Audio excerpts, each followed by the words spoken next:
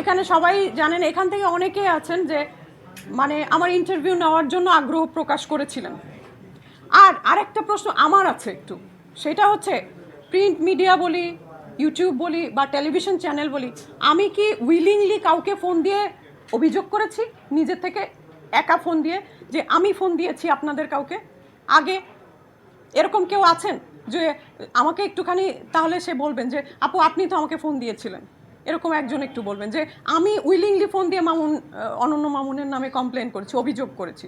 যেই অভিযোগটা উনি সব জায়গায় করছেন যে আমি নাকি আগের থেকেই ফোন দিয়ে, বরং উনি যেটা অনেকগুলো নিউজ হয়ে গেছে, আমি আমার ওয়ালেও শেয়ার দিইনি। আজকের কাগজের একজন আমাকে ফোন দিয়েছিলেন, উনি আমাকে বলেছিলেন আপু অনেক তো নিউজ হয়ে গেছে। আমি মনে করেছি কি, আমি ওনাকে আসলে ভেবেছি যে হয়তো বা আমার কাছ থেকে কথা বের করার জন্য উনি নিউজের কথাটা বলছে। আমি তখন জানিও না যে এতগুলো নিউজ হয়ে গেছে। আমি বললাম না ভাই, বিষয়টা এরকম, কিন্তু নিউজ টিউজ করেন না, এগুলা চাচ্ছি না, দরদ এখনও রিলিজ হয় নাই। বিশ্বাস করেন আমি কিন্তু তখনও আমি এই স্টেপের মধ্যে যেতে চাই নাই, যে ঠিক আছে আমার স্ট্যাটাসটা দেখে যদি সে একটু শুধরায়, হ্যাঁ একটু শুধরায় যাক, এটা ঠিক না, সে যেটা করছে এটা ঠিক না, এইটার জন্যই কিন্তু আমি স্ট্যাটাসটা দিয়েছি। আমি কিন্তু নিউজের জন্য এই প্রেস কনফারেন্স করবো, একে জানাবো তা না। আপনার বিষয়টা হচ্ছে আমার বাসায় অনেকজন যাওয়ার জন্য বলেছে আপু একটা ইন্টারভিউ করি, কি হয়েছে একটু শুনি আমরা। সত্যি কথা বলতে আমি আপনাদের উপরে এতটাই গ্রেটফুল, কারণ দেখেন আমার পাশে কিন্তু কেউ নাই, তারা সবাই ভুক্তভোগী, তারা সবাই যারা ভিকটিম, তারাও এখানে মানে আসবে না। হ্যাঁ, এতটাই নিজেকে নিজে অসম্মান করে মানুষ। আমিও নিজেকে নিজে অসম্মান করেছি বলে আজকে সে আমাকে অসম্মান করতে সাহস পাচ্ছে। তো এইটা বুঝতে পারছে না কেউ। আমি টাকা না নেওয়া মানে কি, নিজেকেই অসম্মান করেছি, সেইটা করেছি বলে আজকে কিন্তু এই অসম্মানিত হচ্ছি তার কাছ থেকে। আর আমি ওই সবাই আসতে চেয়েছে বাসায়, 2 দিন কিন্তু গেছে, বেশ কয়েকজন, 12 জন 14 জন এরকম করে 2 দিন গেছে।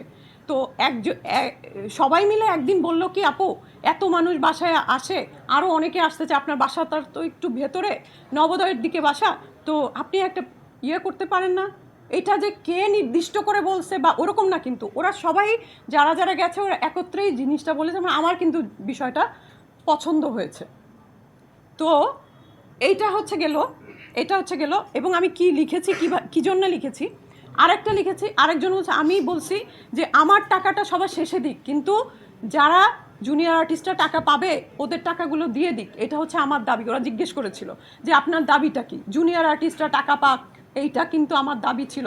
ওরা বলেছে আপু চিন্তা করেন না, এই ব্যবস্থা হবে, আমরা এইটার জন্য আপনার পাশে আছি। এই ধরেন এই কথা, আমি আমার ঘরের ভেতরে এই কথাটাকে যদি আমি এইভাবে বলি যে ডিরেক্টর ইয়েদের কি বলে, জার্নালিস্টদের অনুরোধে আমি একটা প্রেস মিট করেছি, এটা আমার ঘরের মধ্যে, মনে করেন আমার নিজের মানুষদের সাথে বলছি, প্রেস মিটের ব্যবস্থা করতে বললো, ওরা অনুরোধ করলো, আমি একটা করছি।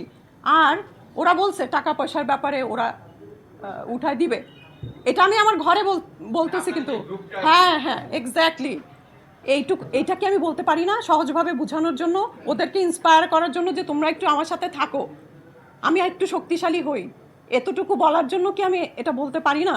এইটাই বলেছি। ওইখানের ওই যে যে যে কালকে মামুন ভাইয়ের সাথে ছবি দিয়ে যে করছে কি, ওই স্ক্রিনশট নিয়ে অনন্য মামুনকে দিয়ে দিছে। অনন্য মামুন তো কালকে জান পরাণ দিয়ে চেষ্টা করছে আমার এই কনফারেন্স যাতে পণ্ড হয়।